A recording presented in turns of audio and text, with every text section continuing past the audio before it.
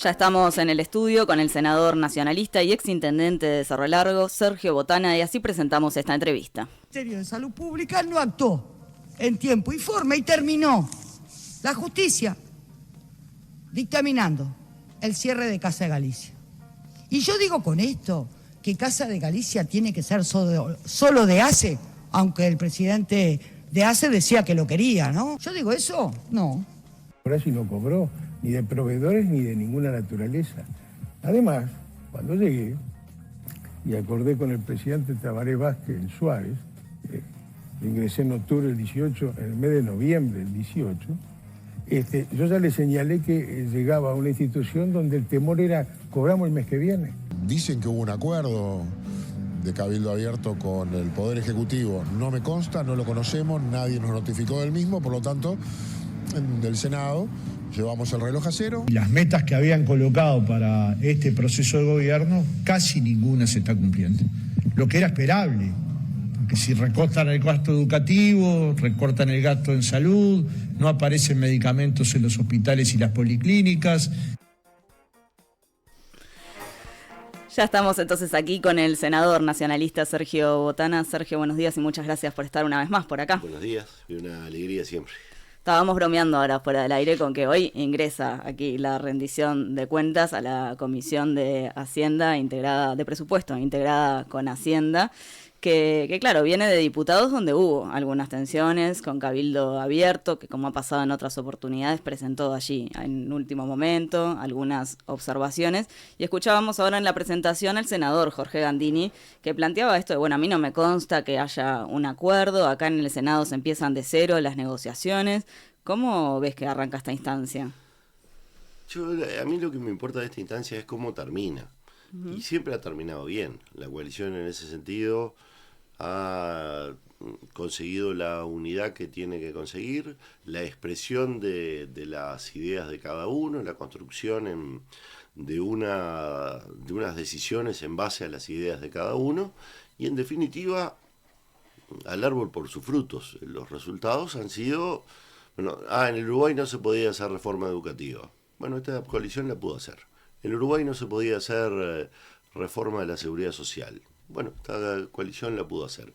Y así en la LUC se reformaron un montón de cosas, desde los temas de la seguridad pública, desde los temas vinculados a las cuestiones de los alquileres o los temas vinculados a las cuestiones de la portabilidad numérica, de la libertad de la persona sobre el Estado en cuanto a la posesión del número. O sea que de verdad que hay toda una serie de debates, de que esos debates se ha elegido el camino de que sean públicos, y al final de cuentas es lo mejor de todo, porque evitamos toda suposición, toda suspicacia.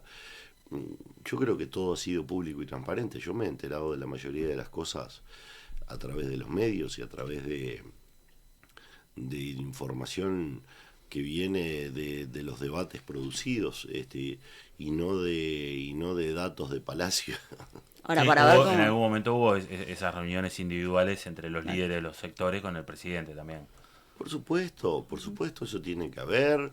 Y esto que dice Gandini, el senador Jorge Gandini es un senador de la República. Mientras no lo hayan hecho partícipe de ningún acuerdo, no tiene por qué estar comprometido con ningún acuerdo.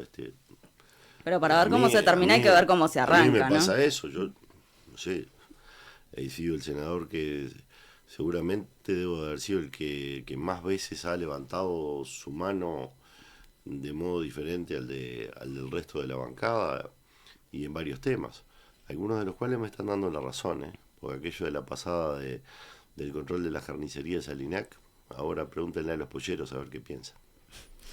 Ahora, pensando en esta propuesta, ¿no?, de Cabildo Abierto, de este incremento de 600 millones de pesos para las Fuerzas Armadas, para sanidad militar, para recursos para financiar la atención a salud mental y adicciones en los funcionarios de las Fuerzas Armadas, ¿cuál es tu opinión al respecto? Bueno, de atrás para adelante, los funcionarios de las Fuerzas Armadas tienen las mismas probabilidades de sufrir enfermedades mentales que todos los demás uruguayos, por lo cual deben ser atendidos, como todos los uruguayos, igualito a todos, ni más ni menos. Y respecto de la cuestión salarial, respecto de todos los temas de la salud, el hospital militar no tiene por qué quedar afuera de lo que es el sistema de inversiones que el país ha desarrollado en los CTIs del interior, en la mejora del hospital Maciel, en la del Pasteur, el CUDIM, que ha tenido un trabajo formidable y que está yendo a todo el resto del país. Estamos votando bastantes recursos para el Clínicas, que ha hecho también una encomiable labor. El Pereira Rosell lo mismo, o sea, que ¿por qué van a quedar afuera el hospital militar de esta realidad? Y después lo otro de los salarios de las Fuerzas Armadas son los más sumergidos de todos. No hay funcionario público que haya pago más culpa en este país que las Fuerzas Armadas, ¿no? De verdad que los soldados han pago, y tal vez desde el primer día de salida de la democracia, los soldados han pago con un desgaste permanente, con restricciones salariales y de ingresos, han pago el pecado que ya le deberíamos de levantar los uruguayos del pecado a la fuerza, ¿no? Porque en definitiva pasaron ya una o dos generaciones desde el golpe de Estado o desde que se terminó la dictadura, como para endilgarle culpas a los que están hoy de haber violentado el compromiso de defensa de las instituciones, que es cierto, que es una cosa que una sociedad debe acordarse, que debe conservar memoria, pero debemos cuidarnos de esas cosas, ¿no? De un desgaste de 50 años en el hogar de cada soldado. Ha aumentado el salario de los soldados, no es que no aumentó desde que terminó la dictadura. Aumentó, sí, y en el último periodo es donde aumentó un poquitito más, pero qué lejos estamos de todo el resto de los salarios. Sergio, pero son 2 o 3 veces menos ese aumento, que los otros salarios públicos que han tenido impulsos importantes. Ese aumento no debería ser pensado para los salarios más sumergidos dentro de las Fuerzas Armadas y no para todas las Fuerzas Armadas. La propuesta es esa, es para los soldados. Y creo para los salarios más bajos, para todos los soldados, que son todos los salarios esos más bajos, y para los oficiales de menor rango que ganan menos que un soldado, que ganan menos que el soldado de las categorías superiores. El Frente Amplio dijo que no la votaba por esto, porque dijo sí la votamos si es para los salarios más bajos, pero si es para algo corporativo no. Bueno, que lo planteé, porque si está dispuesto a votar algo, yo creo que es una buena cosa que haya acuerdos y que en el Uruguay podamos votar cosas en conjunto. A mí esa actitud permanente de andar buscando una excusa para no votar que tiene el Frente, la verdad que a esta altura de la vida me parece que ya no va tampoco. Así como ya no va a sancionar in eternum a las Fuerzas Armadas, esa actitud eterna también del Frente Amplio de tratar de coincidir en el no, por distintas razones, pero en vez de encontrar la razón para asumir sacrificios políticos, dar la cara y contribuir a la formación de una mejor sociedad, esa actitud de siempre encuentro una razón para decir que no, me da la sensación de que lo va separando de los sectores de la vida nacional que quieren construir cosas. Sergio, me gustaría volver un poco para atrás con esto de las negociaciones dentro de la coalición. Tú planteas, bueno, yo estaría de acuerdo con esto, ¿no? En definitiva, de apoyar los salarios más sumergidos de soldados. No estaría, estoy. Estás de acuerdo con ese punto. Ahora, independientemente de que estás de acuerdo o no, ¿te parece que hay que partir desde cero en el Senado, que el Senado se debe una discusión o que tiene que venir condicionado por el acuerdo que se planteó en diputados, además del acuerdo a partir de Manin y Delgado, ¿no? Nadie va a desconocer el enorme trabajo que hicieron los diputados. El enorme proceso de formación de los acuerdos. Fue mucho más en mano a mano Manin y Delgado que el trabajo de diputados, ese acuerdo, ¿no? No. Buena parte de la rendición que entró fue modificada por diputados que sostuvieron... No, hablo de ese acuerdo puntualmente. Bueno, pero los diputados sostuvieron muchos de los cambios que habían introducido en la reforma. Fue muy, muy respetable. Yo conozco 20 y pico de cambios directamente, que incluyeron diputados, algunos que fueron muy famositos en esos días, Juan Rodríguez. Sí, sí. Bueno, en un momento se dio vía libre también, ¿no? Pero yo qué sé, lo que hizo el diputado de 33, Marcos Portillo, trabajando adentro de esa negociación, fue de verdad encomiable. Claro, un hombre que domina las planillas, toda la contabilidad pública, y ahí me fui enterando de la introducción de una serie importante de cambios en esa interna. Fueron cambios que también generaron molestia en presidencia en un momento. Quiere decir que la coalición construye con libertad y que eso generó acuerdos y que este es un partido que tiene esa tendencia a la construcción federal también, ¿no? ¿No crees que el Poder Ejecutivo ha cedido demasiado los pedidos de Cabildo Abierto? No solamente por este último, sino cómo se ha dado la relación durante este periodo. No, para nada. Lo que hay es cierto, es distintos estilos de hacer los planteos. A veces uno ve que el Partido Colorado hace los planteos con el modo del Partido Colorado de la historia, que tiene una cultura de acción política y que a todas estas cuestiones las dialoga en sus ámbitos más reservados. Siempre fue la historia del Partido Colorado. Cabildo Abierto hace más públicos estos planteos, pero creo que ¿es una estrategia política esa de tratar de desmarcarse a veces de Cabildo? No, la tarea del gobierno es la de construir acuerdos y en ese sentido es un esfuerzo enorme el de no solo oír, sino que escuchar los planteos de cada quien, y de verdad que lo que ha sido la cultura allí de los senadores, de la bancada de senadores, por lo menos, que es por lo que puedo hablar, es de que cuando estamos frente a cosas razonables, hacemos el máximo esfuerzo por satisfacer esas demandas. Yo recuerdo reforma de la seguridad social, la situación en la que quedaban los cabos y los sargentos, que de verdad a eso sí se iba a dar a aquello que tanto criticamos de que había que trabajar más para cobrar menos, y que nosotros decíamos son dos mentiras en una sola frase, porque ni la reforma exige trabajar más, ni se va a cobrar menos. Se trabaja más se trabaja años. hasta los 63, ya no podemos jugar con 60. Perdón, no.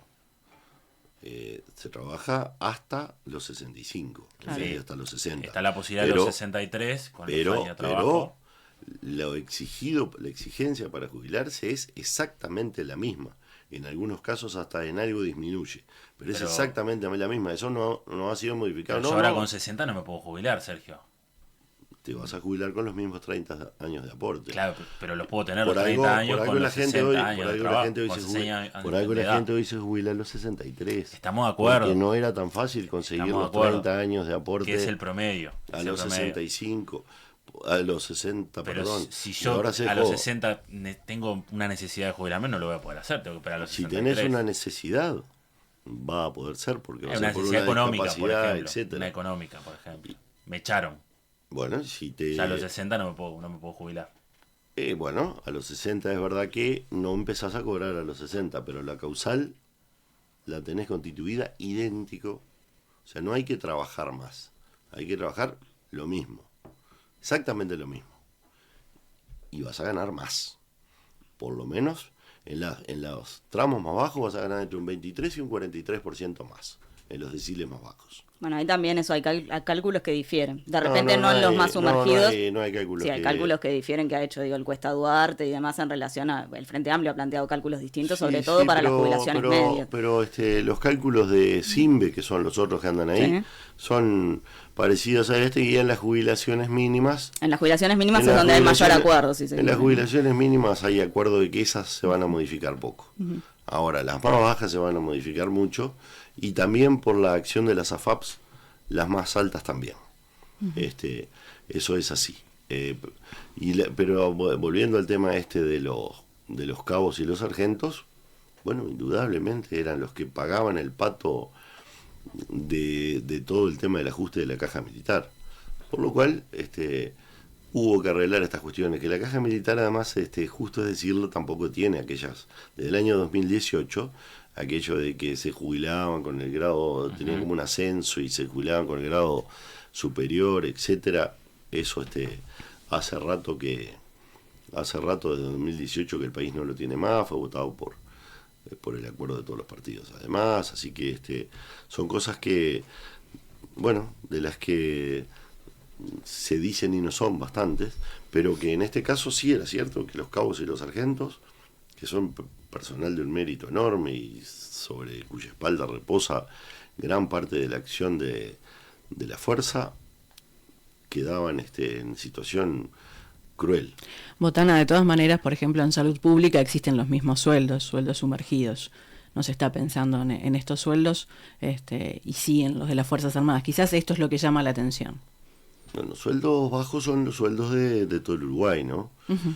En la salud, es cierto que tenemos algunos desequilibrios salariales, de que tenemos en muchos lados jerarcas o técnicos que ganan salarios infinitos, sí. y es cierto que tenemos personal de la salud que tiene salarios que son de verdad bajos, no tan bajos como estos de los que estábamos hablando, ¿no? Pero es cierto que dentro del personal de la salud hay salarios bajos que el país se tiene que preocupar por ellos, por supuesto, y tal vez a la interna del sistema tenemos que generar también algunos equilibrios, porque es un sistema que no deja de ser público, es un sistema sabiamente armado por el presidente Vázquez. A mí me gusta el sistema de las cápitas. Es cierto que está con algunas fallitas que ya estamos en tiempo de corregir este tipo de desequilibrios internos.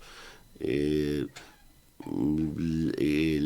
progreso que de alguna manera se ve un poquito limitado porque hay una limitante a la inversión y al desarrollo, en este sentido, y un costo importante en el lomo de la sociedad para el sostenimiento del sistema. Digamos también que el avance que hemos tenido en este sentido, los que nos atendemos en el sistema público de salud, es apreciable, ¿no? Sergio, decías, yo he sido uno de los senadores que en más ocasiones de repente he votado diferente a lo que ha votado, de hecho, otros socios de la coalición, y es así, y uno de los casos fue el caso de Casa de Galicia, ¿no? Donde tú votaste en febrero de 2022 de forma contraria a lo que votó el resto respecto a cómo se iban a dividir allí los usuarios, ¿no? Que eran de Casa de Galicia. El resto de la coalición y el Frente Amplio. Sí, salvo el senador Estraneo. Y Estraneo también. Diputados, César Vega, ¿no? César Vega también votó en el mismo sentido que lo había hecho yo y argumentó en ese sentido. Exacto. Y escuchábamos que en julio de este año, en una media hora previa que hubo, tú planteaste, ¿no?, que te quedaban muchas dudas justamente de cómo había seguido progresando la cosa en relación a los funcionarios que de repente habían seguido en condiciones que no eran las que estaban propuestas, ¿no? Que tú ya habías anticipado que de repente había condiciones distintas, que la calidad de la salud de los usuarios no era la misma, y pediste que esas palabras se fueran a la JUNASA, al Ministerio de Salud Pública, al MEF. ¿Tuviste alguna respuesta a esos esos planteos? planteos? Presentaste un pedido de informe también. No tuve una respuesta, por lo cual presenté un pedido de informe sobre la cuestión de los funcionarios, o de los empleados de Casa Galicia. En lo estricto funcionario es la referencia al público, ¿verdad? Pero sí, de verdad que los usuarios de Casa de Galicia, como lo dije aquel día, todos salieron peor, porque ni conservaron sus médicos, ni conservaron el nivel de atención, porque las mutualistas a las que fueron no tienen ni el mismo servicio cardiológico, ni el mismo servicio de diálisis, ni la misma maternidad, ni la misma urgencia. Bueno, las clínicas del cáncer famosas en este país son dos, y una de ellas estaba en Casa de Galicia, la Leborne, o sea que en ese sentido hay una regresión para los usuarios. Tenemos en el caso de los trabajadores de Casa de Galicia, me han ido a ver a cada rato.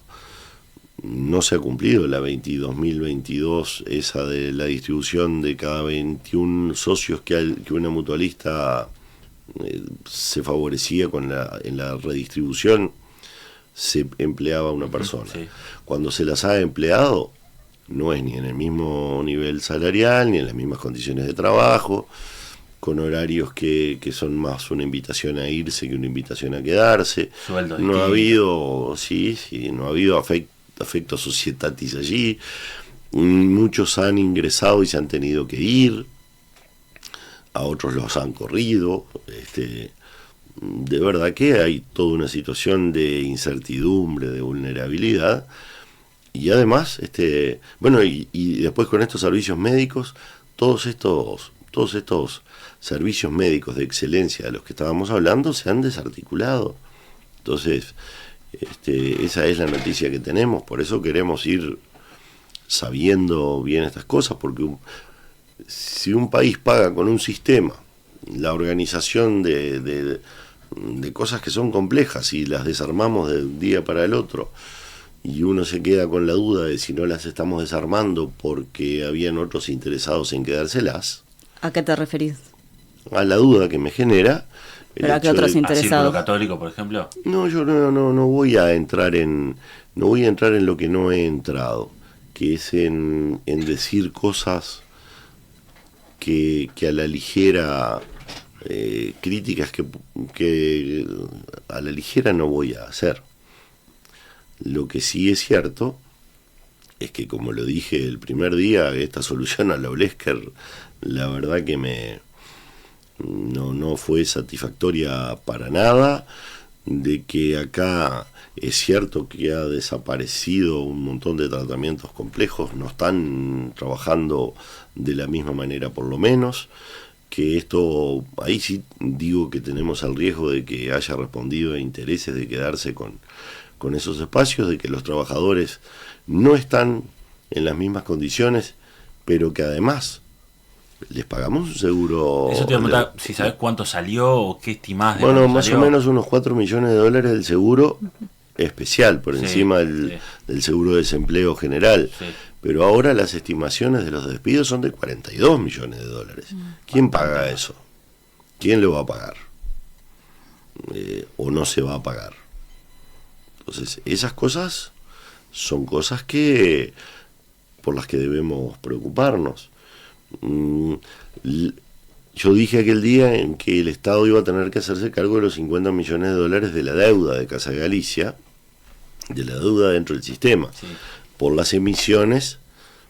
Y bueno, tenemos allí plata que era de las AFAPs, por supuesto el Estado se tenía que hacer cargo, todo lo que se hace en la Bolsa de Valores tiene garantía en este sentido, por lo cual ya el Estado viene pagando 6, 7 millones de dólares, ya venimos pagando desde FISA allí, pero además ahora de esos 50 que vamos a pagar, 42 más. Entonces lo que se pudo haber arreglado con 3,5 millones de dólares, 4, 7 a lo sumo, ahora nos va a costar 92. ¿Había otra salida para vos? Y por supuesto, si las cuentas se venían equilibrando, había que terminar de equilibrar las cuentas. Y terminar de equilibrar las cuentas, desde mi punto de vista, salía esa plata que estoy hablando, entre 3,5 y 7. Y no se cerraba la mutualista. Pero además fuimos a cerrar una mutualista que no era la que más debía, había alguna otra que debía casi el doble por socio que Casa de Galicia, pero fuimos a cerrar una mutualista a la salida de la pandemia. De verdad que no era el momento, ni lo que había que hacer, ni el momento. Y era la mutualista de los gallegos, con lo que eso significa en términos culturales para el país. Gracias a Dios ahora recuperaron el panteón de Casa de Galicia, que era otro tema, no era un tema económico, pero cuando hablaron del IDECO, habló de vender el panteón. Era espantoso cuando se manejó esa publicidad de andar vendiendo. Cuando uno vende claro, no había gallego allí que no tuviera a sus padres, hijos, hermanos, lo que eso, esposos, lo que eso significa, y eso iba a pasar por lo comercial también era feo, ¿no? ¿Y no pensás realmente que hubo allí un beneficio para el círculo católico con todo esto? Sobre todo si pensamos en lo que pasó con el Brou, por ejemplo, ¿no? Que se le entregó al círculo católico un préstamo express. Yo tengo que tener responsabilidad por lo que digo, ¿verdad? Y yo y solo puedo decir lo que es. Y sí puedo decir lo que me preocupa. Dentro de mis preocupaciones eso está, por supuesto. A mí me sorprendió ese crédito que recibió el Círculo Católico el día del remate. Pues hay dos cosas me sorprendieron. Primero, que hace, que podría ser alguien que podría ser un lógico oferente en esa puja, tomó la decisión de no pujar. Eso es algo que me sorprende, y me sorprende, por supuesto, un crédito, porque a cualquier empresa que va a pedir, a cualquier emprendimiento, el Banco de República la atiende. Ahora, los tiempos llaman la atención. Pide tanta cosa para atender. Se nos ha informado que es un proyecto, que era un crédito que ya estaba concedido, pero de cualquier modo, concedido o no, cuando uno pide para ampliar una reforma del Banco de República, hasta demasiado meterete pide todos los papeles de todas las cosas, pide, me vas a cambiar la finalidad del crédito, bueno, tráeme el nuevo proyecto. Y ahí empezamos un periplo de meses yendo y viniendo al banco, Es difícil que los proyectos y el de reforma, etcétera, se hayan podido concretar en pocas horas, en pocos días. Por lo cual, eso es cierto. Ahora, yo a Cipriani lo he visto actuar también muy bien en un montón de áreas del Estado, y no sé cuál es la vinculación que tiene Cipriani actualmente con el Círculo Católico, digo sinceramente. Entonces, si yo supusiera o tuviera algún fundamento para hacer una denuncia, obviamente la estaría haciendo, pero a Cipriani lo he visto con una gran actuación en ACE, y bueno, y entonces y no sé de verdad cuál es el vínculo, que si conserva algún vínculo con la empresa de la que, bueno, todos sabemos que trabajaba antes, que es el Círculo Católico, ¿no? Entonces, yo qué sé, yo lo que digo es lo que es. Pero si te consta que se benefició el Círculo Católico. No sé si me consta que se benefició. Yo lo que digo es que hay situaciones que hay que explicar. Eso es cierto. Un crédito así tan rápido no es tan, por lo menos no es de lo habitual en este país. Y bueno, y por supuesto que si uno va a un remate y el Estado no va a competir contra uno, de verdad que es una ventaja en ese sentido, pero razones habrá también. Yo qué sé, yo te voy a dar una razón, por ejemplo. A ver. Si se está con el Hospital del Cerro,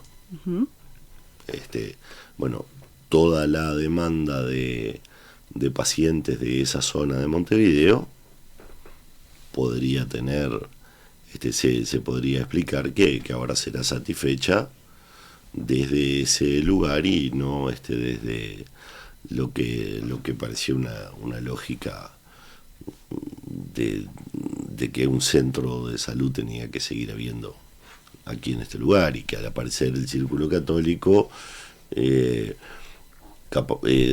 podía suponer que buena parte de esa demanda sería atendida. Esa explicación puede estar también arriba de la mesa. La coincidencia de las dos cosas, bueno,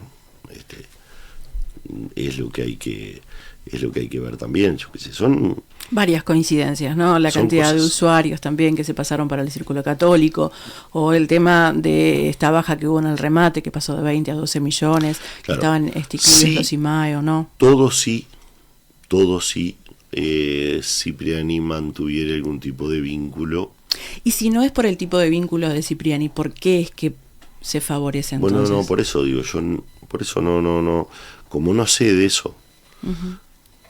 Y lo que quiero es, lo que tengo interés en esto es, a mí me gustaría, hasta tengo el sueño de que un día se reconstituya la institución como era, de que los gallegos vuelvan a tener Que su tengan ese mutualista, lugar. de que, o sea, no tengo ganas de una sanción para nadie, sino de que acá haya,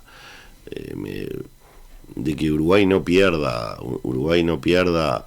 la salud en manos de una comunidad, porque yo creo que además que el hecho de sanar, es cierto el nivel científico, los aparatos y los medicamentos, pero cuánto influye el otro y el peso de la comunidad. Entonces me gustaría que los trabajadores volvieran a tener su trabajo, que los IMAE o los servicios de alta prestación estén donde deben estar, que la comunidad gallega, bueno, tenga ese espacio de la propia comunidad, que no se pierda ese tipo de cosas. Eso es lo que uno quiere, y es por lo que peleé, no adentro de sala, en las reuniones anteriores. Yo tuve algunas discusiones con el responsable político de estas cuestiones, que es el ministro Salinas, cordiales discusiones, en algún momento el ministro dijo que bueno, que esas cosas que no las sabía bien, esos números que yo hablaba, pero que el problema que tenía era que no podía asegurar la salud de los uruguayos. Y yo dije, ministro, estamos saliendo de una pandemia, en el medio de la incertidumbre total, le aseguró la salud a 3 millones de uruguayos porque se enferman 5.000 gallegos a la vez. Por favor, digo, por más. Sí. Sergio, no- Valen mucho los gallegos, pero 5.000 con 3 millones no es muy comparable. No queremos cerrar sin preguntarte por las precandidaturas. Ustedes desde el año pasado manejan un acuerdo, ¿no? Allí el grupo de los intendentes, como se los conocía, o Mejor País, con el Espacio 40, han planteado que les gustaría tener una candidatura propia. Y en ese sentido, bueno, ese espacio wilsonista, el que ustedes dicen, A algunos nos gustaría, a otros no. a otros no. Sí, Sí, ahí firme la diferencia. sí, pero lo que pasa es que también tenemos la decisión de no discutirla, por ahora. ¿Hasta cuándo? Bueno, después que empiece a calentar un poquito el clima del calorcito, el clima verdadero, bueno, ahí empezaremos a ver el clima Y electoral. ya no estamos en clima electoral. Porque anden todos apurados. Laura Raffo está apurada, entonces. No, pero Estamos viendo. para empezar, Laura Raffo no está en el Estado. Claro. O sea, no Tiene ese margen. No trabaja en este gobierno. Si bien tiene adhesión sabida y por supuesto cercana al gobierno, no trabaja en el gobierno. Después los 3 candidatos del Frente Amplio, bueno, yo qué sé, cada uno hace las cosas como le parece. Nosotros tenemos esto. Nosotros nos comprometimos con una serie de reformas en el país y se han concretado, venimos bien, pero todavía tenemos que hacer al país más competitivo, tenemos que hacer algunas reformas todavía para bajar algunos costos, todavía se está controlando la inflación, pero hay que seguir moderando el precio de la vida, el poder Sergio, pero hay adquisitivo muchos del sectores salario. que se han expresado de todas maneras. Sectores que están en el gobierno, ¿no? Diputados, que se han Por posicionado por Delgado, por Raffo. Por supuesto, libremente la gente se va posicionando. Nosotros decidimos que queremos salir a la cancha electoral el día que hagamos hagamos una suerte de culminación de estos objetivos que son para los cuales la gente votó a este gobierno. Nuestro grupo está con incorporaciones y con incorporaciones importantes, pero en este marco de política sí, por supuesto, pero lo electoral, lo de las elecciones, a dónde va cada uno, estas cosas. ¿Hay espacio para una precandidatura dentro de ese espacio wilsonista, además de la de Gandini, de la de Argimón, si salieran? Porque por lo menos Gandini parece claro que va a lanzar, ¿no? Claro, pero no hay espacio para todo en la política. Bueno, eso te consulto. ¿O acaso en el Uruguay no hay...? Bueno, hay sectores que entienden o coaliciones que entienden que se debilitan solos, ¿no? Acabamos de ver el lanzamiento de Vergara, que dijeron se tienen que unir todos los sectores para tener más fuerza. Atrás de esta candidatura, en vez de tener una de la 21-21, una precandidatura de convocatoria serenista progresista, ese planteo se podría hacer dentro del Partido Nacional en ese espacio wilsonista. Sí, pero además no todos son las estructuras partidarias. ¿Quién dijo que todas las personas del país militan adentro de una estructura, o todos los que tienen vocación militante están dentro de las estructuras y las estructuras lo pueden comprender? Es cierto que la política argentina es más abierta, pero Milei sale por fuera de las estructuras partidarias. Y ese tipo de fenómenos, a ese tipo de fenómenos asistimos en América Latina toda y los vimos en el Uruguay también. ¿Hay que cuidarse de un Milei, de un personaje así en Uruguay? Al revés.